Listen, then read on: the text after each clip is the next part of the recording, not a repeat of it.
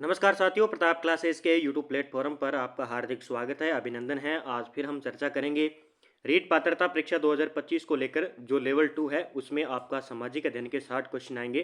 तो उसमें जो टॉपिक दिए हुए हैं उन टॉपिक को हम जो है निःशुल्क बेंच के माध्यम से यूट्यूब पर अच्छी तरीके से पढ़ेंगे। आप ऑनलाइन टेस्ट सीरीज लेना चाहते हैं तो जो है टॉपिक वाइज लगभग 70 टेस्ट है इसमें, और 70 टेस्ट और सामाजिक शिक्षण विधियां भी डाली जाएगी। और जो नया सिलेबस है उसके टॉपिक भी इसमें डाले जाएंगे, शिक्षा नीति 2020 के भी और बालिका शिक्षा से संबंधित योजनाएं भी। तो आज जो टॉपिक रहेगा वैदिक सभ्यता रहेगा, जिसमें क्लास नंबर 1 और टॉप 50 क्वेश्चन की हम बात करेंगे।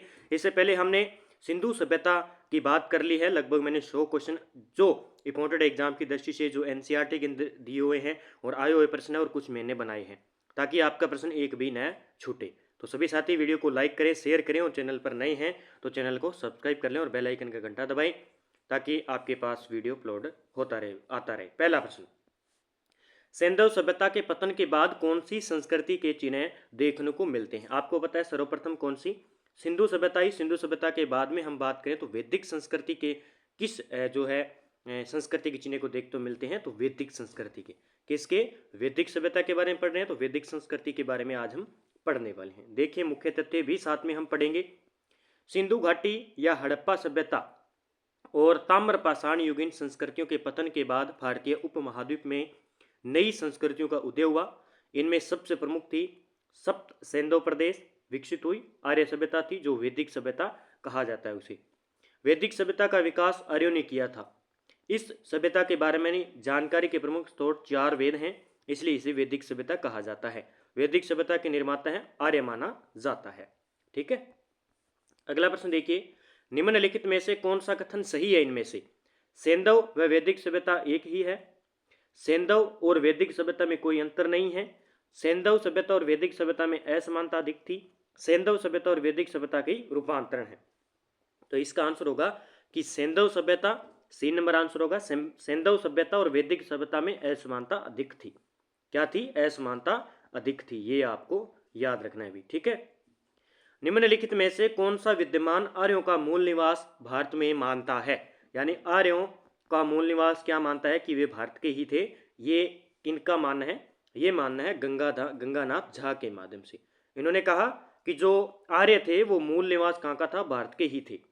ठीक है, देखिए भारत में कई विद्वानों का मानना है कि आर्यों का मूल निवास स्थान भारत ही था।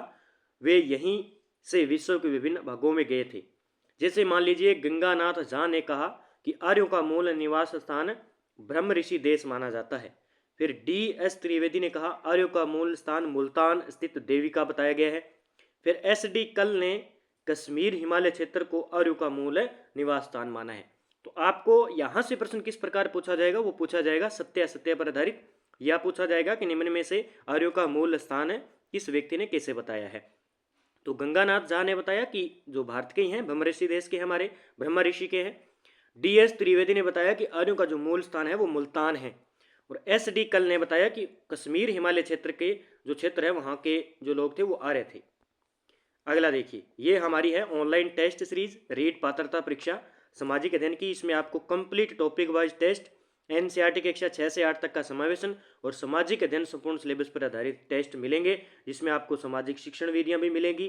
सारे कक्षा 6 से 8 तक के टॉपिक आपको मिल रहे हैं टोटल 60 प्रश्नों के लिए, और मात्र इसका प्राइस है 100 रुपये। तो ये देखो, सिंधु सभ्यता डाल दिया, वैदिक सभ्यता डाल दिया, जैन धर्म, बौद्ध धर्म। बाकी आप यूट्यूब पर जो क्लासेस देख रहे हो यही क्वेश्चन उसमें डाले गए हैं। आप अच्छी तरीके से टेस्ट के माध्यम से तैयारी करें। ठीक है, पहले यूट्यूब पर पढ़ें, फिर उसके बाद में आप टेस्ट कीजिए। और ये यहाँ पे एनसीईआरटी का कक्षा 6, 7, 8 के टेस्ट भी डाले हुए हैं SST के। अगला प्रश्न है कि बाल गंगाधर तिलक के अनुसार आर्यों का मूल स्थान क्या है? बाल गंगाधर तिलक के अनुसार तो उनका है उत्तरी ध्रुव। बाल गंगाधर तिलक ने आर्यों का जो मूल स्थान है वो कहाँ से माना है? वो उत्तरी ध्रुव से माना है। ये एग्जाम में पूछा जा सकता है। बाल गंगाधर तिलक ने आर्यों का मूल स्थान उत्तरी ध्रुव माना था। तिलक के अनुसार आर्यों ने ऋग्वेद की रचना सप्त सिंधु प्रदेश में की थी। ऋग्वेद के एक सूक्त में दीर्घकालीन ऊषा यानी लंबी सुबह की स्तुति मिलती है। दीर्घकालीन ऊषा का दृश्य उत्तरी ध्रुव पर ही दिखाई देता है। तिलक का यह सिद्धांत आर्यों के उत्तरी ध्रुव से संबंध को दर्शाता है। यानी इन्होंने कहा कि दीर्घकालीन जो ऊषा का दृश्य है वो उत्तरी ध्रुव पर ही दिखाई देता है। इस कारण जो आर्य है वो कहाँ पे है? आर्य कहाँ से आए थे? उत्तरी ध्रुव से माने जाते हैं बाल गंगाधर तिलक के अनुसार। एशिया को आर्य का मूल स्थान मानने वाले विद्वानों में से किसने मध्य एशिया को उनका मूल स्थान है बताया है? किसने बताया अभी? ये है मैक्स मूलन। कौन है? मैक्स मूलन ने बताया है। प्रश्न देखिए, तथ्य अनेक विद्वानों ने आर्यों का मूल स्थान क्या बताया है? एशिया बताया है। मैक्स मूलन ने आर्यों का मूल स्थान मध्य एशिया माना है। ये एग्जाम में पूछा जाता है। रोडर्स की बात करें तो आर्यों का मूल स्थान उन्होंने बैक्टीरिया से माना है। एडवर्ड मेयर ने पामीर के पठार को आर्यों का मूल स्थान बताया है। कालांतर में मैक्स मूलन के मध्य एशिया के सिद्धांत को तर्क संगत माना गया है, यानी जो तर्क संगत माना गया वो मध्य एशिया के मान सकते हैं। अधिकांश इतिहासकार मैक्स मूलन के मत से सहमत दिखाई देते हैं। ठीक है, तो हम मेन बात करें तो आर्यों का अलग अलग वैज्ञानिकों द्वारा, अलग अलग विद्वानों द्वारा अलग अलग कथन है जो हमें याद ही करने पड़ेंगे। पेंका और हर्ट जैसे विद्वानों ने आर्यों का मूल निवास स्थान कहाँ से बताया? जर्मनी से। यानी आर्य कहाँ के थे? जर्मनी के थे। अगला, हंगरी या डेन्यूब नदी घाटी को आर्यों का निवास स्थान मानने वाले विद्वान कौन थे? तो कौन थे भी? ये थे गाइल्स। चाहे आप फर्स्ट ग्रेड के हिस्ट्री की तैयारी कर रहे हैं, सेकंड ग्रेड से एसएसटी की तैयारी कर रहे हैं और रीट के लिए एसएसटी की तैयारी करें, तो उनके लिए महत्वपूर्ण क्लासें हैं सारे के सारे। एक भी प्रश्न बाहर नहीं जाएगा, चाहे आप देख लेना। अगला प्रश्न देखिए, दक्षिणी रूस को आर्यों का मूल निवास स्थान मानने वाले विद्वानों में कौन से शामिल है? तो सबसे पहले हम आर्यों की बात करेंगे कि आर्य कहाँ से आए, जिन्होंने वैदिक संस्कृति का निर्माण किया धीरे धीरे किस प्रकार से। ठीक है, तो आर्यों का मूल निवास स्थान मेयर, पीक और नेहरिंग ने क्या माना है? ये माना है दक्षिणी रूस माना है आर्यों का मूल स्थान। अगला है, निम्नलिखित में से किस स्थान की खुदाई में आर्यों जैसी वस्तुएं और असव के अवशेष प्राप्त हुए हैं? आर्यों का प्रिय पशु था, ये प्रश्न पूछा जाता है। जो क्या था? आर्यों का प्रिय पशु कौन था? प्रिय पशु था घोड़ा, जो एग्जाम में पूछ लिया जाता है। क्या आर्यों का प्रिय पशु घोड़ा था, या आर्यों का प्रिय पशु कुत्ता था, या गाय थी? इस प्रकार के ऑप्शन दे दिए जाएंगे। तो दक्षिणी रूस, यानी किस स्थान की खुदाई में? तो दक्षिणी रूस के स्थान की खुदाई में आर्यों जैसी वस्तुएं और असव के अवशेष प्राप्त हुए हैं, इसलिए उन्होंने माना है। आर्यों से संबंधित साक्ष्य प्राचीनतम लेख कौन से हैं? आर्यों से संबंधित साक्ष्य प्राचीनतम लेख कौन से हैं? तो बोगज कोई अभिलेख, कौन सा हो जाएगा? बोगज कोई अभिलेख जो है प्राचीनतम लेख माना जाता है। देखते हैं, मुख्य तथ्य की बात करते हैं। देखिए, प्राचीनतम साक्ष्य बोगस कोई अभिलेख की बात करें तो 14 ईस्वी पूर्व में वैदिक देवताओं इंद्र, वरुण, मित्र और नासत्य का उल्लेख मिलता है। यह अभिलेख हित्ती और मितनी राजवंशों के बीच हुई संधि से संबंधित है। फिर एक अभिलेख मिला है कस साइट अभिलेख 1600 ईस्वी पूर्व। इसमें आर्यों की एक शाखा का ईरान से भारत आने की जानकारी दी गई है। तो दोनों अभिलेख याद करने हैं। ये जो बोगस कोई अभिलेख है, इसमें वैदिक जो देवता हैं उनका उल्लेख मिलता है, जैसे इंद्र है, वरुण है, मित्र है, और एक राजवंशों के बीच संधि हुई थी, कौन सी? हित्ती और मितनी की, वो यहाँ पे इसका साक्ष्य मिलता है। आर्यों से संबंधित जो साक्ष्य प्राचीनतम लेख मिलते हैं वो दो है, ये बोगस कोई अभिलेख है और कस साइट अभिलेख है। दोनों याद रखने, एक 1400 ईस्वी पूर्व का है और एक 1600 ईस्वी पूर्व का है। अगला, उत्तर भारत में ऋग्वैदिक युग से संबंधित पुरातात्विक साक्ष्यों में से कौन सा मृद भांड प्रमुख है? कौन सा मृद भांड है प्रमुख है? तो इसमें एक तो काले व लाल मृद भांड थे और गेरुआ वर्णी मृद भांड थे। ए और बी दोनों हो जाएंगे। ठीक है, तो बात किसकी हो रही है कि उत्तर भारत में ऋग्वैदिक युग से संबंधित पुरातात्विक साक्ष्यों में कौन सा मृद भांड प्रमुख था? तो मृद भांड बनाए गए थे, काले और लाल प्रकार के मृद भांड मिले हैं और गेरुआ रंग के, गेरुआ वर्णी मृद भांड मिले हैं। तो दोनों सही हो जाएंगे। देखिए, मुख्य तथ्य ऋग्वैदिक युग के साक्ष्य उत्तर भारत में काले और लाल मृद भांड, ब्लैक एंड रेड वेयर पाए गए हैं। गेरुवर्णी मृद भांड भी महत्वपूर्ण है। ताम्र निधियों का उल्लेख स्थान है। तो ये थोड़ा सा याद रखना है आपको। ऋग्वेद में निम्नलिखित में से किस क्षेत्र की नदियों का उल्लेख नहीं हुआ है? ऋग्वेद में किस क्षेत्र की नदियों का उल्लेख नहीं हुआ है? और यहाँ से एक प्रश्न बनता ही बनता है कि निम्न में से किन किन नदियों का उल्लेख हुआ है और इन नदियों का पुराना नाम क्या था, वो एग्जाम में पूछा जाता है। तो इसमें देखिए, कुंभा और गोमल का हुआ है, सुवास्तु और सिंधु का हुआ है, सतलज और झेलम का हुआ है, लेकिन अमरावती और कावेरी नदियों का उद्गम जो नदियों का उल्लेख है वो इसमें नहीं है। इस प्रकार का भी प्रश्न बनाया जा सकता है। अब देखते हैं मुख्य तथ्य में। ऋग्वेद में उल्लेखित नदियां थी, कुंभा थी, कुंभरथी, गोमल, सुवास्तु, सिंधु, सतलज, रावी, व्यास, झेलम और चिनाब, ये थे, ये नदियां थी, याद कर लेना है, ठीक है। अब देखते हैं सप्त सैंधव क्षेत्र, सिंधु, सतलज, रावी, व्यास, झेलम और चिनाब क्षेत्र का, उसे कहते थे सप्त सैंधव क्षेत्र, सिंधु, सतलज, रावी, व्यास और झेलम चिनाब नदी क्षेत्र को। फिर ब्रह्म ऋषि देश कहते थे यमुना दोआब क्षेत्र को, ब्रह्मवर्त क्षेत्र कहते थे दिल्ली की सीमावर्ती क्षेत्र को, आर्यव्रत कहते थे हिमालय से विंध्याचल तक का क्षेत्र, और दक्षिणापंथ कहते थे विंध्याचल से दक्षिणी का क्षेत्र। तो ये याद रखना, एग्जाम में पूछा जा सकता है। फिर देखिए ऋग्वेद की 30 हस्तलिपियों को किस तिथि को यूनेस्को के मेमोरी ऑफ वर्ल्ड रजिस्टर में शामिल किया गया है? मेमोरी ऑफ रजिस्टर में शामिल किया गया है 19 जून 2007 को। तो ऋग्वेद की 30 हस्तलिपियों को जो है किस तिथि को, 19 जून 2007 को यूनेस्को ने मेमोरी ऑफ वर्ल्ड रजिस्टर में शामिल किया गया है। किसकी? ऋग्वेद की 30 हस्तलिपियों को। ऋग्वेद की हस्तलिपियां देखिए, भारत के प्राचीनतम वेद ऋग्वेद की 30 हस्तलिपिक 19 जून 2007 को यूनेस्को के मेमोरी ऑफ वर्ल्ड रजिस्टर में शामिल की गई है। ये हस्तलिपित पुणे स्थित भंडारकर ओरिएंटल रिसर्च इंस्टीट्यूट में संरक्षित है वर्तमान में। ऋग्वेद के किस मंडल में 4 वर्णों की उत्पत्ति का उल्लेख है? ऋग्वेद के किस मंडल में 4 वर्णों की उत्पत्ति का उल्लेख है? तो 10वें मंडल में। कौन से भी? 10वें मंडल में, याद कर लेना भी। देखते हैं मुख्य तथ्य। ऋग्वेद में वर्ण व्यवस्था की बात करें तो ऋग्वेद में वर्ण व्यवस्था का स्पष्ट उल्लेख नहीं था। ये मोस्ट कर लेना, इस प्रकार के ही तथ्य डाले जाते हैं। क्या ऋग्वेद में वर्ण व्यवस्था पाई जाती थी? तो नहीं पाई जाती थी। 10वें मंडल के पुरुष सूक्त में, ये याद कर लेना, 10वें मंडल के पुरुष सूक्त में 4 वर्णों की उत्पत्ति का वर्णन है। तो ऋग्वेद, ये याद कर लेना, 4 वर्णों की उत्पत्ति का वर्णन है। ऋग्वेद का 9वां मंडल वर्ण विभाजन की अनिश्चितता को दर्शाता है। उदाहरण, मैं कवि हूं, मेरा पिता भेषज है और मां चक्की से आटा पीसती है। ठीक है। अगला देखिए, पुरुष सूक्त के अनुसार विराट पुरुष के पैरों से कौन सा वर्ण उत्पन्न हुआ? पुरुष सूक्त के अनुसार विराट पुरुष के पैरों से कौन सा वर्ण उत्पन्न हुआ है? तो कौन सा वर्ण भी? शूद्र। तो याद कर लेना, पैरों से कौन सा वर्ण उत्पन्न हुआ है, यह पूछा जा सकता है। तो शूद्र भी। देखिए भी, पुरुष सूक्त के अनुसार वर्णों की उत्पत्ति देखिए, मुख से तो हुए थे ब्राह्मण, भुजाओं से हुए थे क्षत्रिय, उदर से यानी पेट से वैश्या और पैरों से शूद्र उत्पन्न हुए। ये एग्जाम में कई बार पूछ लिया जाता है।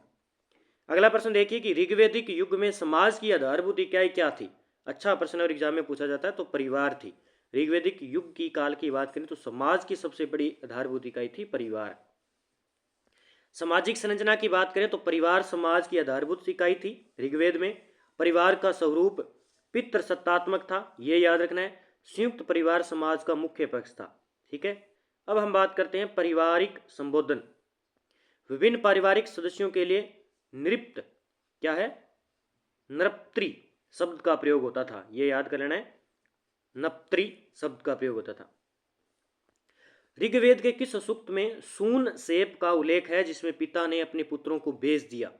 किसका? सून सेप का उल्लेख है जिसमें पिता ने अपने पुत्रों को क्या कर दिया? बेच दिया। ये वरुण सूक्त के अंदर है। किसमें? अभी वरुण सूक्त के अंदर लिखा गया है। अगला देखिए, ऋग्वेद में उल्लेख वरुण सूक्त में सून सेप का उल्लेख है जिसमें एक पिता ने अपने पितरों को बेच दिया। सामाजिक मान्यताएं क्या थी ऋग्वेद में?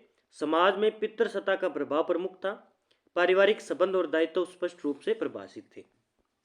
अगला प्रश्न देखिए, ऋग्वैदिक काल में स्त्रियों को निम्नलिखित में से किसका अधिकार नहीं था? तो उसमें संपत्ति का अधिकार इसमें नहीं था। यज्ञ में भाग लेने का अधिकार था, ये तथ्य में पूछा जा सकता है। सभा व विदत में भाग लेने का अधिकार था और शिक्षा प्राप्त करने का भी अधिकार था, लेकिन संपत्ति का अधिकार इसमें ऋग्वेद काल में स्त्री को नहीं दिया गया था। अब देखते हैं मुख्य तथ्य। धार्मिक और सामाजिक अधिकार, स्त्रियां यज्ञ में भाग लेती थी, सभा और विदत नामक राजनीतिक संगठनों में भाग लेती थी। उन्हें संपत्ति और शासन का अधिकार नहीं था। बस ये लाइन याद रखनी है। ऋग्वेद में निम्नलिखित में से किसे विदुषी और ब्रह्मवादिनी कहा गया है? ये मोस्ट कर लेना, ये पूछा जाता है। विदुषी और ब्रह्मवादिनी कहा गया है तो किनको कहा गया है? घोषा और लोप मुद्रा को। घोषा और लोप मुद्रा को। ये क्या थी, एक विदुषी स्त्रियों के, ठीक है। अब देखते हैं आगे कौन कौन सी विदुषी स्त्रियां जहाँ से एग्जाम में प्रश्न पूछा जाता है। विदुषी स्त्रियां, ऋग्वेद में लोप मुद्रा, घोषा, अपाला, सिक्ता और विश्वासरा जैसी विदुषी स्त्रियों का उल्लेख है। इन्हें ऋषिका और ब्रह्मवादिनी कहा गया है। ये बस ये पॉइंट आपको अच्छी तरीके से याद रखना है कि निम्न में से कौन कौन सी विदुषी स्त्रियां ऋग्वेद काल में थी, ठीक है। लोपा मुद्रा, घोषा, अपाला, सिक्ता और विश्वासरा। अगला, ऋग्वैदिक काल में विवाह की सामान्य आयु क्या थी, ये प्रश्न पूछा जाता है। तो 16 से 17 वर्ष। जो ऋग्वेद काल में विवाह की सामान्य आयु थी 16 से लेकर 17 वर्ष तक। देखिए विवाह की बात करें, विवाह की आयु 16 से 17 वर्ष थी। बाल विवाह प्रचलित नहीं था, ये याद रख लेना भी, मोस्ट कर लेना। इस प्रकार के तथ्य पूछे जाते हैं कि ऋग्वैदिक काल में बाल विवाह प्रचलित था। ऋग्वैदिक काल में विवाह की आयु 16 से 17 वर्ष थी। ऋग्वेद काल में स्त्रियों को संपत्ति का अधिकार था या नहीं था, इस प्रकार के प्रश्न। स्त्रियों को वर चुनने का अधिकार था, ये सही है। विवाह को पवित्र बंधन माना जाता था, ये भी सही है।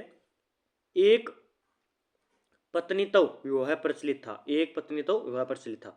तो ये याद रखना मेन मोस्ट है कि बाल विवाह यहाँ पे प्रचलित नहीं था। अगला, ऋग्वेद में अनुलोम विवाह का उदाहरण किसके विवाह से मिलता है। ऋग्वेद में अनुलोम विवाह के बारे में उदाहरण किसके विवाह से मिलता है, विवाह से। तो राजा असंग और अंगिरस की कन्या, राजा असंग और अंगिरस की कन्या विवाह से मिलता है अनुलोम विवाह। देखिए क्या है अनुलोम विवाह के संकेत। राजा असंग ने ब्राह्मण यानी अंगिरस की कन्या से विवाह किया था। ऋषि कशिवान ने क्षत्रिय राजकुमारी से विवाह किया था।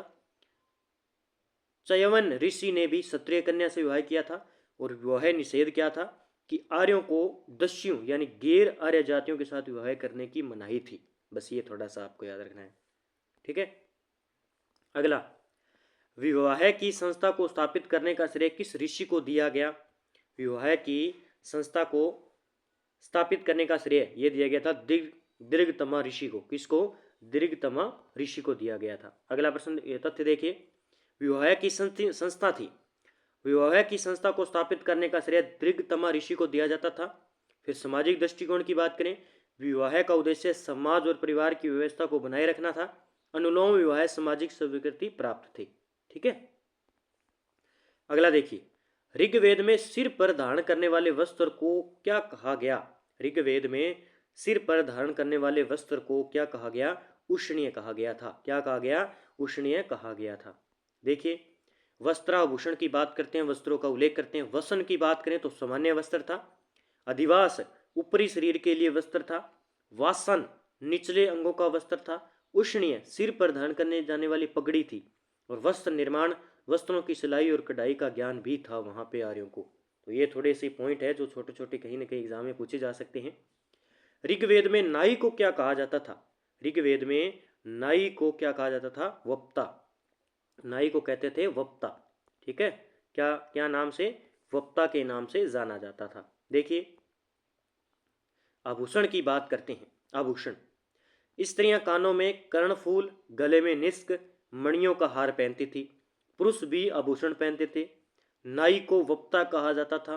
पुरुष दाढ़ी रखते थे, कुछ दाढ़ी मूछ उस तरह से मंडवाते थे, ये भी याद रखना है। और ये जो स्त्रियों के कानों में कर्णफूल, गले में निष्क और मणियों का हार भी पहनती थी। अगला, ऋग्वेद का कौन सा मंडल सोम देवता को समर्पित है। तो नवा मंडल, याद कर लेना, सोम से संबंधित है नौवां मंडल ऋग्वेद का, ठीक है। कौन सा, नौवां मंडल। देखिए मुख्य पेय की बात करें, सोम और सूरा आर्यों के मुख्य पेय थे। याद कर लेना, मुझसे पूछा जाता है सोम और सूरा। सोम का पौधा हिमालय के मूंजवत पर्वत पर पाया जाता था। इसे यज्ञों के अवसर पर पिया जाता था। इसे यज्ञों के अवसर पर पिया जाता था। जो सोमरथ था, सोम पदार्थ याद कर लेना, एक तो सोम और सूरा, ये आर्यों के मुख्य पेय थे। ऋग्वेद में उल्लेख, ऋग्वेद का नवा मंडल सोम देवता को समर्पित है, ये याद कर लेना, ठीक है। अगला प्रश्न देखिए, ऋग्वेद में आर्यों के सबसे पसंदीदा खेल कौन से थे। ये प्रश्न पूछा गया अभी। तो कौन कौन से ऋग्वेद में आर्यों के पसंदीदा खेल थे। तो रथ गौड़ और घुड़दौड़, ये क्या थे, आर्यों में सबसे पसंदीदा गोल की जानकारी मिलती है। मनोरंजन के साधन थे, संगीत थे, शिकार था, पासा खेलना, रथ दौड़, घुड़दौड़ सबसे पसंदीदा खेल था। संवाद मंत्र की बात करें तो ऋग्वेद में संवाद मंत्र के आधार पर नाटक मंच की संभावना व्यक्त की गई है। अगला प्रश्न, ऋग्वेद में दक्ष राज युद्ध किसके बीच लड़ा गया था? कौन सा? दक्ष राज युद्ध, दस राग युद्ध किसके बीच लड़ा गया था? तो भरत के राजा सुदास और 10 राजाओं के बीच में ये प्रश्न पूछा जा सकता है। तो 10 राग युद्ध किसके बीच में? एक तो राजा था सुदास, भरतों के राजा सुदास, और दूसरे थे 10 राजाओं के बीच में। देखिए, राजनीतिक संरचना के बारे में जानते हैं। आर्य 5 प्रमुख जनों में विभक्त थे। ये मोस्ट कर लेना भी कौन कौन से हैं? अनु है, दुहिया है, पदु यदु है, पुरु है, तुर्वस है। इन्हें 5 जन्य कहा जाता था। फिर दक्ष राग युद्ध, ऋग्वेद में दक्ष राग युद्ध 10 राजाओं का युद्ध उल्लेख है। 10 राग या मतलब 10 राजाओं का युद्ध। यह युद्ध भारत जन के राजा सुदास और 10 अन्य राजाओं के बीच हुआ। युद्ध का कारण था कि सुदास ने विश्वामित्र के स्थान पर वशिष्ठ को पुरोहित नियुक्त किया था। बस ये है कि विश्वामित्र के स्थान पर वशिष्ठ को पुरोहित नियुक्त कर दिया था, इस कारण ये युद्ध हुआ था। ऋग्वेद काल में जन के शासक को क्या कहा जाता था? तो उसे जनपति या राजन कहा जाता था। और ये मोस्ट कर लेना कि ऋग्वेद काल में जन के शासक को कहा जाता था जनपति या राजन। देखिए, शासन की इकाई की बात करते हैं। सबसे छोटी इकाई परिवार थी, जिसका मुख्य कुलप होता था। ये सारे के सारे याद करने भी। कई कुलपों से ग्राम बनता था, जिसका प्रधान ग्रामणी होता था। ग्रामों से मिलकर विश्व बनता था, जिसका प्रधान विश्वपति होता था। अनेक विषयों के समूह को जन कहते थे और जन का शासक जनपति राजन कहलाता था। यानी परिवार का मुखिया होता था कुलप। फिर कुलप ये हो गया मुखिया। इन्हीं मुखिया कुलप से क्या बनता था? ग्राम बनता था। और ग्राम के प्रधान को ग्रामणी कहने लगे। फिर ये ग्रामणी बना तो इन प्रधान ग्रामणी से मिलकर क्या बना? विश्व बना। एक क्या बना? विश्व बना। और इन विश्व को क्या कहे? विश्वपति। फिर इन विश्वपति से एक समूह बना विश्वों का, जिसे जन कहा गया। और जन के जो शासक था उसको राजन या हम कह सकते हैं जनपति कहा गया। तो ये सारी इकाई याद रखनी है, आपको एग्जाम में पूछी जाती है। 10 राग युद्ध, 10 राजाओं का युद्ध किस नदी के तट पर लड़ा गया? ये प्रश्न पूछा जाता है। परुषणी यानी रावी नदी। अब याद कर लेना, इस परुषणी नदी का नाम था रावी नदी। ये रावी नदी का प्राचीन नाम क्या था? परुषणी नदी था। एग्जाम में पूछा जाता है।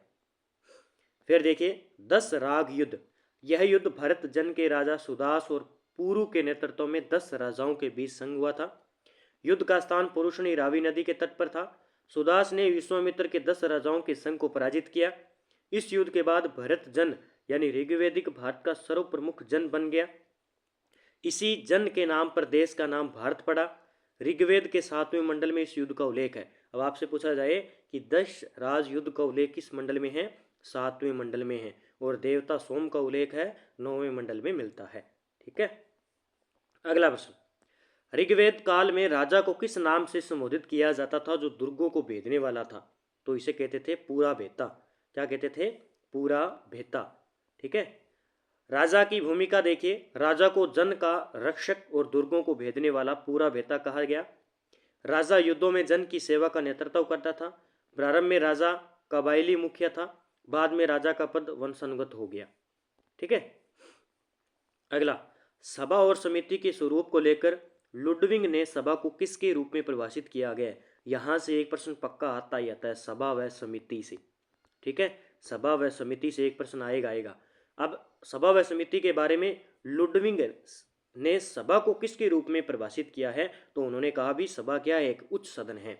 सभा को किस रूप में? कि सभा क्या थी? एक उच्च सदन था। ये किसका कहना है? ये लुडविंग का कहना है। देखिए, मुख्य तथ्य विभिन्न विद्वानों ने मत दिए हैं। लुडविंग, सभा उच्च सदन है और समिति निम्न सदन है। जिमर ने कहा कि सभा ग्राम्य संस्था है और समिति जन की केंद्रीय समिति है। केपी जायसवाल ने कहा कि समिति राष्ट्रीय संस्था है और सभा उसकी स्थायी समिति है। तो ये पॉइंट भी याद रखने हैं। अब आगे हम बात करते हैं अगले प्रश्न की। सभा और समिति का प्रमुख उद्देश्य क्या था? क्यों बनाई गई थी सभा और समिति? राजा की निरंकुशता पर रोक लगाना इन दोनों का मुख्य उद्देश्य था। देखिए, सभा सभा को उच्च सदन माना जाता था जिसमें कुलीन, पुरोहित और विशिष्ट वर्ग लोग शामिल थे। इन्हें समय के नाम से भी जाना जाता है। सभा राजा के अधिकारों को नियंत्रण करती थी और प्रशासनिक कार्यों में भाग लेती थी।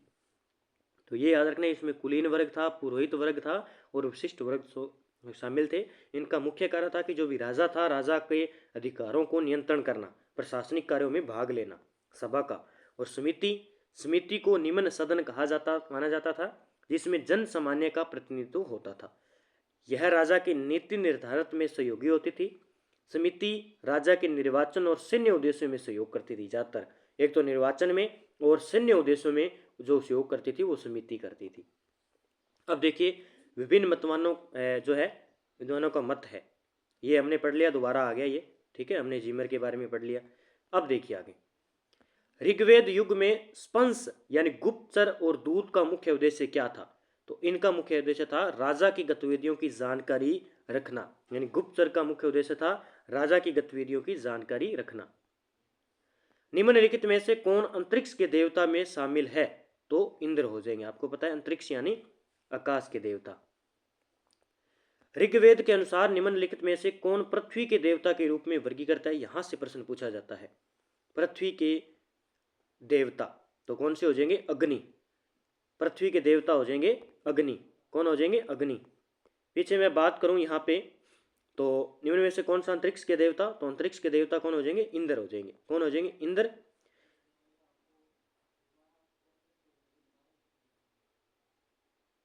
ठीक है, ये हो जाएंगे। आगे देखिए, अगला प्रश्न हो गया, इसका भी अग्नि हो गया। ठीक है, अग्नि, चंद्रमा, बृहस्पति, माता, सूर्य, नदियां, ये सारे इसके अंदर आ जाएंगे। अगला, ऋग्वेद काल के अंतरिक्ष के देवताओं में निम्नलिखित में से कौन सा सम्मिलित है? तो विष्णु, रुद्र, उषा, अशिवन। अभी देखिए इसमें कौन सा हो जाएगा? तो इसमें हो जाएगा रुद्र। कौन सा हो जाएगा? रुद्र। ठीक है, तो ये आपको याद रखना है। आकाश के देवता यानी अंतरिक्ष के देवता या आकाश के देवता, इसमें घोष, ठीक है, वरुण, इसमें मित्र, सूर्य, सावित्री, पुष्ण, विष्णु, आदित्य, उषा, शिवन, ये सारे आ जाएंगे इसके अंदर। अगला प्रश्न देखिए, ऋग्वेद में इंद्र का उल्लेख कितनी बार हुआ है? ऋग्वेद में इंद्र का उल्लेख 250 बार हुआ है और ये एग्जाम में पूछा जाता है। ऋग्वेद में इंद्र का उल्लेख 250 बार हुआ है। अभी देखते हैं मुख्य तथ्य। ऋग्वेद में इंद्र से संबंधित मुख्य बिंदु, उपाधियां व विशेषताएं। पुरंदर कहते थे इसको, दुर्गों का ध्वंसक था। तोन्नन आर्यों का नेतृत्व करने वाला। सत्यजीत वृत्त राक्षस का संधारक था। माधव दानशील। मधाव शतक्रतु 100 गायों वाला। सोमप्पा सोमरस पान करने वाला। ये सारे संस्कृत के शब्द है, इसलिए हमें थोड़े से कठिन होंगे याद करने, लेकिन एक बार पढ़ लेना बस। ऋग्वेद में अग्नि का उल्लेख कितनी बार हुआ है? ये प्रश्न ज्यादा इंपॉर्टेंट रखना है, बस 200 बार। कितनी बार? 200 बार। ऋग्वेद में वरुण को किस नाम से संबोधित किया गया है? ये प्रश्न पूछे जाता है ज्यादा। तो ऋत श्य गोप्पा, इन्हें कहा गया है ऋत श्य गोप्पा के नाम से जाना गया है वरुण को। निम्नलिखित में से कथनों पर विचार करना है। देखिए, ऋग्वेद में फाल का उल्लेख मिलता है जो लकड़ी से निर्मित था। कृषि योग्य भूमि को उर्वरा कहा गया। ऋग्वेद में यव, जो, ये याद कर लेना, यव शब्द का प्रयोग किया गया। तो जो और धन्य कहते थे, चावल का उल्लेख मिलता है, लेकिन गेहूं का स्पष्ट उल्लेख नहीं है, ये याद कर लेना। आर्य कृषि में करिशु यानी खाद और लांगल यानी हल का प्रयोग करते थे। सिंचाई के लिए नहरों और खोदकर बनाए गए कूप और अबट का प्रयोग किया जाता था। तो इसमें हमें बताना है कि कौन सा कथन सत्य है। तो इसमें कौन सा कथन सत्य हो जाएगा? इसमें कथन सत्य हो जाएगा अपना सी नंबर, 1 2 3 4 5। ठीक है, अब देखते हैं मुख्य तथ्य। फाल या हल का भाग। ऋग्वेद में फाल का उल्लेख है जो लकड़ी से निर्मित माना जाता है। यह उपकरण कृषि कार्य के लिए उपयोग किया जाता था। ठीक है, फिर उर्वरका, कृषि योग्य भूमि को उर्वरक कहा जाता था। यह शब्द भूमि की उपजाऊ क्षमता को दर्शाता है। अगला, यव और धान्य। ऋग्वेद में यव जौ की फसल को कहते थे और धान्य चावल की फसल का उल्लेख मिलता है। गेहूं का स्पष्ट उल्लेख नहीं है और चावल शब्द भी सीधे तौर पर वर्णित नहीं है। कृषि या लांगल, आर्य कृषि में कृषि को कहते थे खाद और लांगल कहते थे हल का प्रयोग करते थे। अब ये पूछा जा सकता है, कृषि शब्द खाद के रूप में प्रयोग करते थे। सिंचाई और गड्ढे ये आगे खोद कर बनाए जाते थे। ऋग्वैदिक काल में व्यापार से संबंधित निम्नलिखित कथनों पर विचार कीजिए। व्यापार से संबंधित, व्यापार मुख्य पणियों द्वारा किया जाता था। बिल्कुल सही है, याद कर लेना, व्यापारी को पणिया कहा जाता था, पणी कहा जाता था। ऋग्वेद व्यापार वस्तु विनिमय पर आधारित था, यह भी सही है। मुद्रा के रूप में कौड़ी और निस्ग यानी स्वर्णाभूषण का प्रयोग किया जाता था, यह भी सही है। ऋग्वेद में समुद्र यात्रा और जहाजों का उल्लेख मिलता है। उपयुक्त कथनों में से सही कथन कौन सा है? तो इसमें सारे कथन एकदम सही हो जाएंगे, सारे 1 2 3 4 कथन सही हो जाएंगे। अगला देखिए, व्यापार पणियों द्वारा संचालित होता था और वस्तु विनिमय पर आधारित था। कौड़ियों व निस्क यानी स्वर्णाभूषण पिंड का उपयोग मुद्रा के रूप में होता था। समाज में ब्याज पर ऋण देने वाले वेकनाट कहलाते थे। ऋग्वेद में समुद्र यात्रा और जलयानों का उल्लेख मिलता है। तक्षा यानी बढ़ई, कर्मा यानी धातुकर्मी, चर्मकार चमड़े का काम करने वाला, स्वर्णकार जैसे व्यवसायों का उल्लेख मिलता है। ऐस का उल्लेख जो समझता है तांबे और कांसे को दर्शाता है। ये सारे पॉइंट याद रखने। एक तो ये ऐस का उल्लेख मिलता है, बिल्कुल मिलता है, तांबे कांसे को दर्शाता है। दूसरा यहाँ पे जो है कारीगरों का भी उल्लेख मिलता है, यानी व्यवसायों का उल्लेख मिलता है, जैसे बढ़ई है, तक्षा है, कर्मा यानी धातुकर्मी है। दूसरा यहाँ पे जो ब्याज पर ऋण देने वाले था उसको वेकनाट कहते थे। तीसरा जो स्वर्णाभूषण पिंड का उपयोग मुद्रा के रूप में होता था वो कौड़ी और निष्क था, और व्यापारी को पणी कहा जाता था। अगला, ऋग्वेद काल में व्यवसाय एवं उद्योग से संबंधित निम्नलिखित कथनों पर विचार कीजिए। क्या करना है? विचार करना है। ऋग्वेद समाज में व्यवसाय अनुवांशिक नहीं थे, क्या ये बिल्कुल सही है? बिल्कुल सही है। तक्षा बढ़ई शिल्पियों का मुख्य होता था और समाज में उसकी प्रतिष्ठा थी, बिल्कुल सही है। ऋग्वेद में अयस नामक धातु का उल्लेख मिलता है जिसे तांबा, कांसा और लोहा माना जाता है, तो ये सारे कथन बिल्कुल सही हो जाएंगे। इसका आंसर हो जाएगा 1 2 3 सभी हो जाएंगे। अगला प्रश्न देखिए, ऋग्वैदिक काल में निम्नलिखित में से कौन से धातुकर्मी कार्यों का उल्लेख मिलता है? तो कर्मा धातुकर्मी का मिलता है, तक्षा का मिलता है, चर्मकार का मिलता है और कुंभकार का मिलता है, यानी मिट्टी के बर्तन बनाने वाला, सारों का उल्लेख मिलता है। तो 1 2 3 4 सभी हो जाएंगे। ऋग्वैदिक कालीन नदियों के प्राचीन और आधुनिक नामों से संबंधित निम्नलिखित कथनों पर विचार करना है। देखिए, सतलज नदी का प्राचीन नाम सतुर्दी था, बिल्कुल सही है। सतलज का प्राचीन नाम क्या था? संस्कृत में सतुर्दी नदी कहा जाता था, सतुर्दी।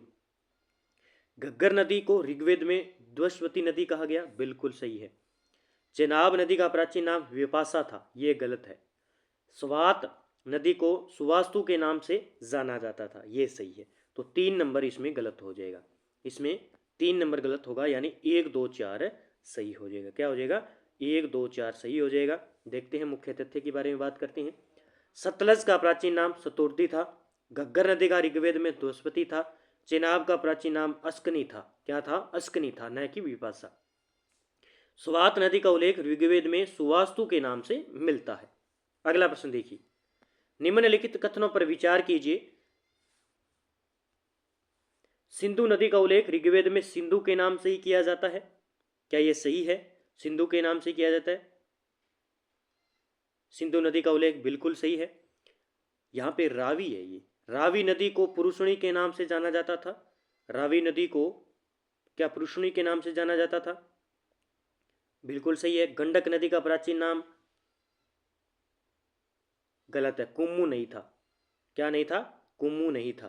तो इसमें 1 और 2, सिंधु नदी का उल्लेख ऋग्वेद में सिंधु के ही नाम से मिलता है और रावी नदी का उल्लेख पुरुषणी नदी के नाम से ही मिलता है। तो गंडक नदी को कहते थे, गंडक नदी का नाम था उस टाइम सदानीरा, गंडक सदानीरा, याद कर लेना इस प्रकार, गंडक सदानीरा इसका प्राचीन नाम था। तो इसका केवल 1 और 2 सही हो जाएंगे। देखिए, नदियाँ, सतलज का प्राचीन नाम सतुर्दी नदी। रावी का, ये रवि नहीं है, रावी नदी है यहाँ पे। रावी नदी का है परुषणी, क्या है? परुषणी नदी। चेनाब का अस्कनी नाम था। झेलम का नाम था वितत्स्ता। व्यास का विपाशा। गोमती का गोमल। काबुल का कुंभा। घग्गर का द्वस्वती नदी, ठीक है, ये प्राचीन नाम है। गंडक का सदानीरा। कुर्रम नदी का कुम्मू। सिंधु का सिंधु था और स्वात का सुवास्तु था। ये सारी नदियां हैं जो प्राचीन ऋग्वेद काल में इनका उल्लेख मिलता है, और इनके प्राचीन नाम भी संस्कृत के अंदर थे और अब अलग चेंज हो गए हैं। अगला, ऋग्वेद में मूंजवत पर्वत किसके लिए प्रसिद्ध था? यह प्रश्न पूछा जा सकता है भी। तो सोम पौधे के लिए ये मूंजवत पर्वत प्रसिद्ध था।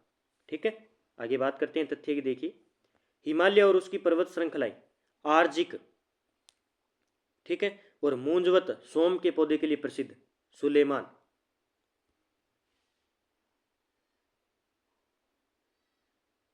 ठीक है, अगला देखिए, ऋग्वेद में वर्णित पणि का उल्लेख किसके रूप में होता है? मैंने पहले भी बताया था। तो व्यापारी और गो हरणकर्ता का जो उल्लेख मिलता है वो पणि के रूप में मिलता है।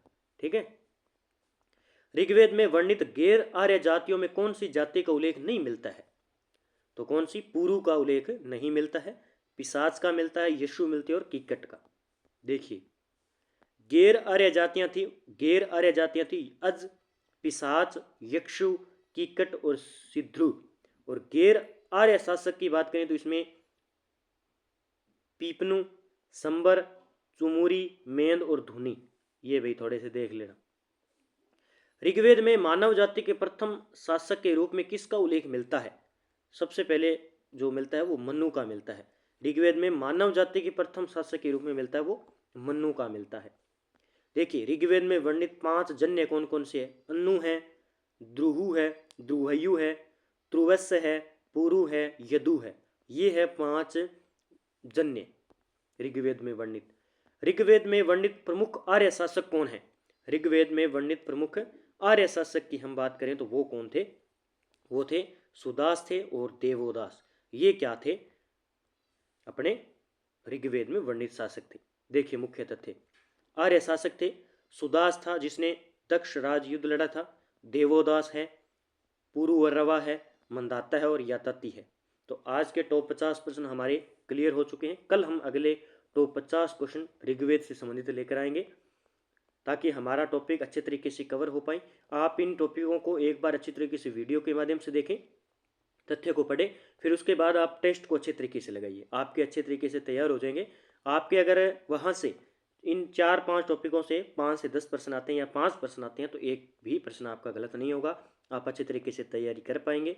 तो कल हम बात करेंगे अगले टॉपिक की, और वो टेस्ट सीरीज जो मैंने बताई तो उसको अच्छे तरीके से ले। अगर आप टेस्ट सीरीज लोगे तो अच्छे तरीके से आपका अभ्यास होगा। आप पहले टॉपिक को पढ़िए, जैसे सिंधु सभ्यता को आप अच्छी तरीके से पढ़ लीजिए। ठीक है, ये प्रताप क्लासेस के ऐप को डाउनलोड करना और वहाँ पे आपको ये टेस्ट सीरीज मिल जाएगी। पहले देखो, सिंधु सभ्यता अच्छी तरीके से पढ़ लो, गहराई से 1 या 2 दिन में पढ़ लो, फिर उसके बाद टेस्ट करो। फिर वैदिक सभ्यता पढ़ लो, टेस्ट करो। जैन धर्म पढ़ लो, टेस्ट करो। बौद्ध धर्म पढ़ लो, टेस्ट करो। ठीक है, एनसीईआरटी बुक आपके पास है 6, 7, 8, तो उसको पढ़ो फिर टेस्ट करो। देखिए, इतनी सुविधा कहीं नहीं मिलेगी, मात्र 100 रुपये में। और इतना मैटर, आपको पता है कि एसएसटी का इतना ज़्यादा बड़ा मैटर हो जाता है कि 70 टेस्ट, अब लगभग जो और टॉपिक जोड़ेंगे 70 से 75 टेस्ट हो जाएंगे कुल। और इतना मैटर कहीं नहीं मिलेगा, और रिवीजन भी आपका अच्छा हो जाएगा और अच्छी तरीके से तैयारी भी हो जाएगी। आप जो साथी सीधी बुक पढ़ रहे हैं या बोल रहे हैं कि हम पेपर से 15-10 दिन पहले जीके पढ़ लेंगे, तो वो कुछ नहीं पढ़ पाएंगे। आप उनसे 100% आगे होंगे अगर आप मेरे साथ चलते रहे तो। जय हिंद, जय भारत दोस्तों, मिलते हैं अगली वीडियो के साथ में।